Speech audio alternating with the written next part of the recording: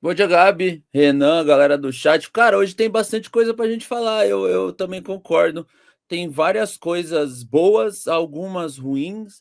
Eu acho que, como o nosso debate aqui de costume analisa a partida bem fria, assim, né? Pô, a classificação foi sensacional.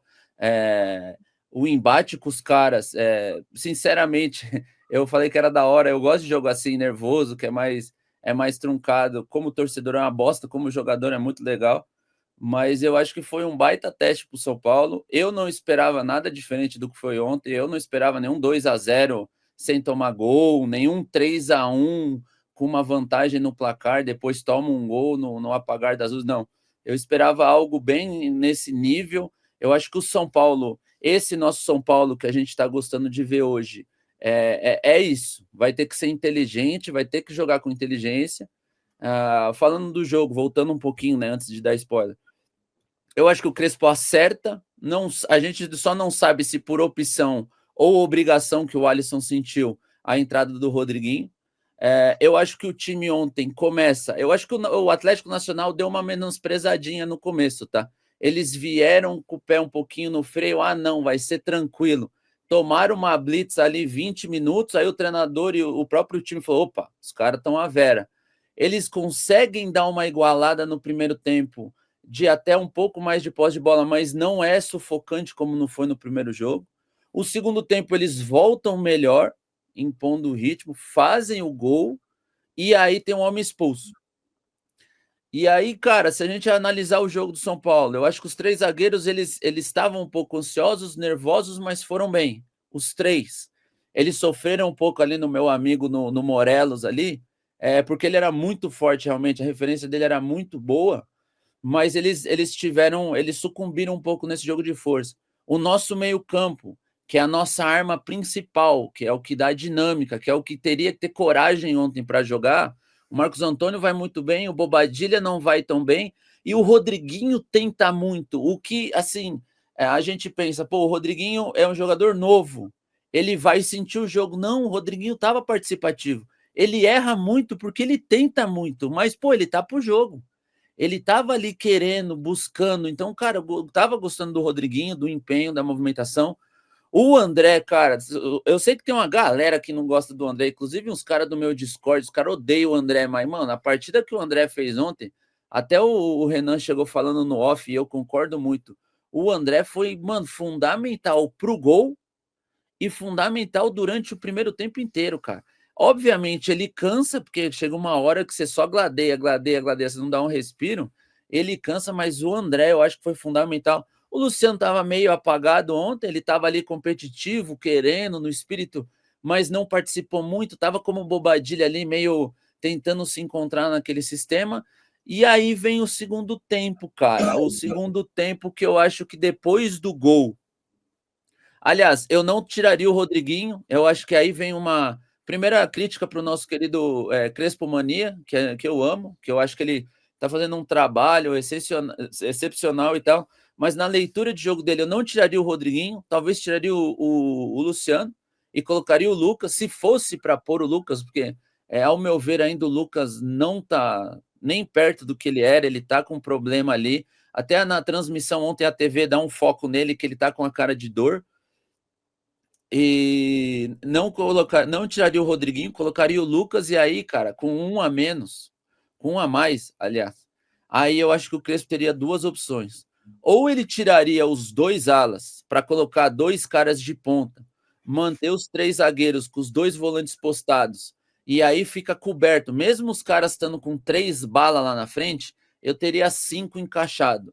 Os três zagueiros e os dois volantes com o jogo pelo lado, com o Lucas, com o André e com o Rodriguinho, com o Ferreirinha e o Henrique pelo lado. Ou ele tiraria um zagueiro, como ele tirou, mas aos 87 aí me pegou.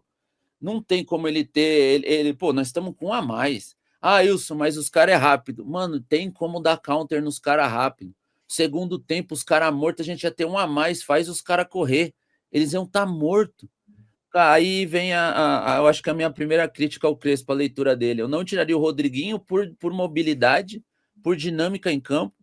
Colocaria o Lucas, talvez, tomaria o gol e aí sim tiraria um zagueiro para colocar um ponta e aí ia para dentro dos caras. E aí, cara, de novo, mérito pro menino, pro Henrique, que entra ali 5, 8 minutos, mas no primeiro já dá uma rabiscada, sai para dentro da área e cria um caos.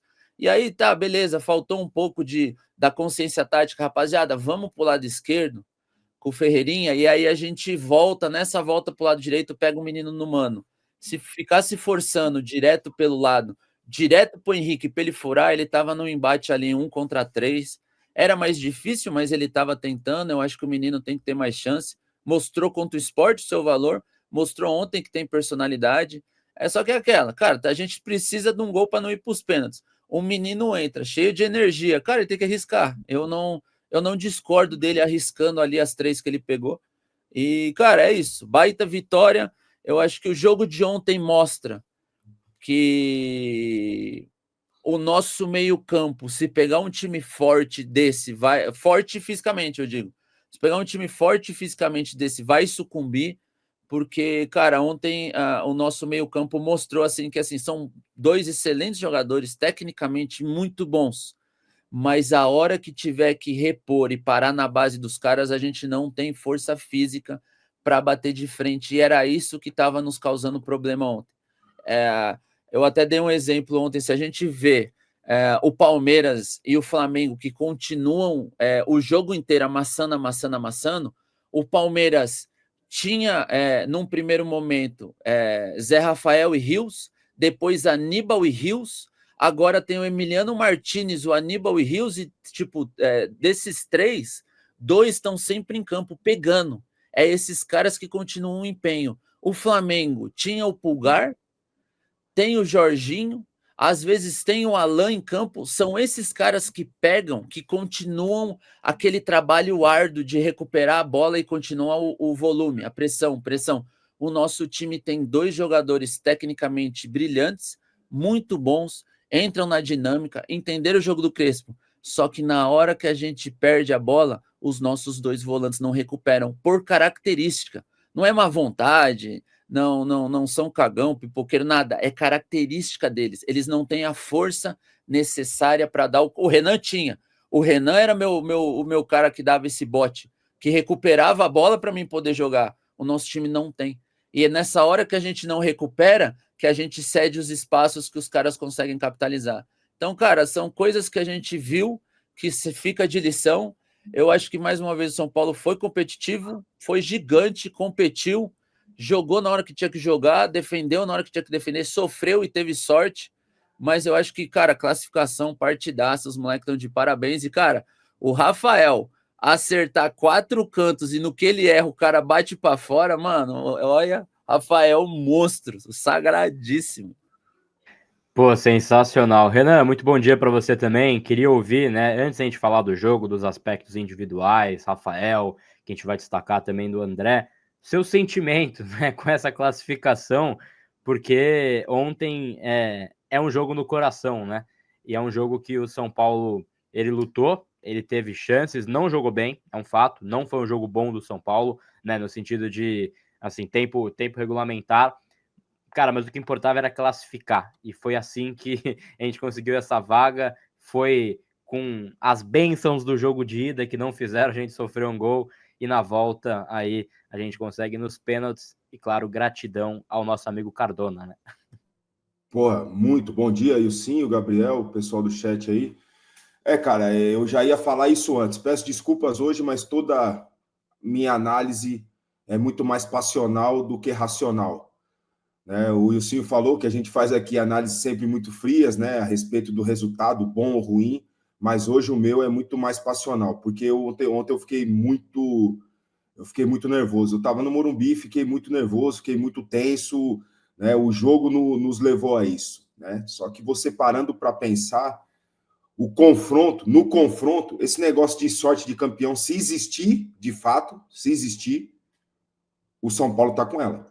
Porque se você pegar o confronto geral, os 180 minutos, os 190, sei lá quantos minutos deram, o São Paulo teve muita sorte. O São Paulo teve muita sorte em todo esse confronto, né?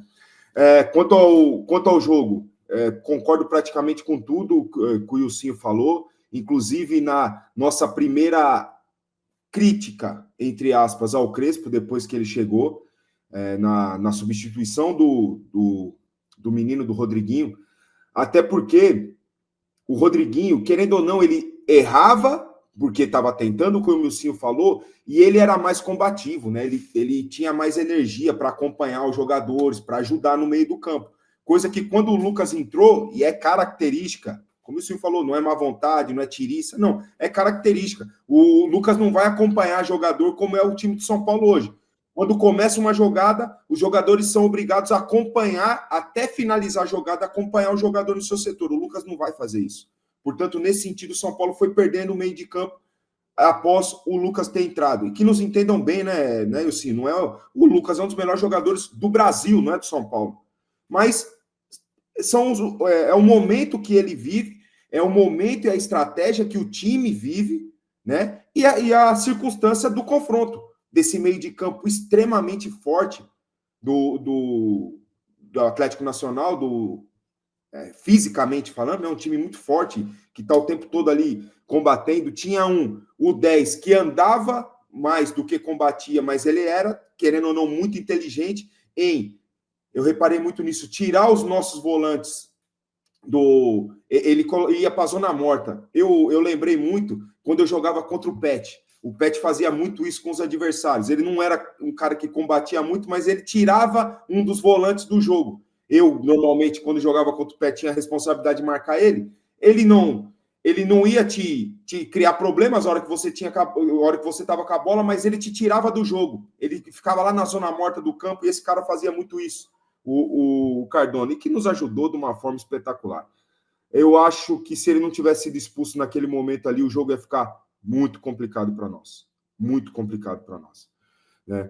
Os aspectos individuais, o Rafael, um monstro.